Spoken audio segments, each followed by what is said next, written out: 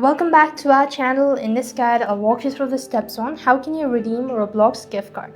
To redeem a Roblox gift card, you want to make sure to watch this video right till the end. First thing, open up your Roblox application and log into your account. So when you are logged in, you will then be taken to this section. So here, what next you want to do is click on the More tab in the bottom of the page. Scroll down a bit and go to Help and Safety. After which, you want to go to the Help section in the top of the page.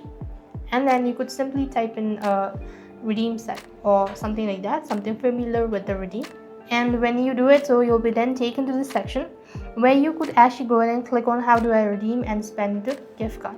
You click on the link and here you could go and read about the instructions.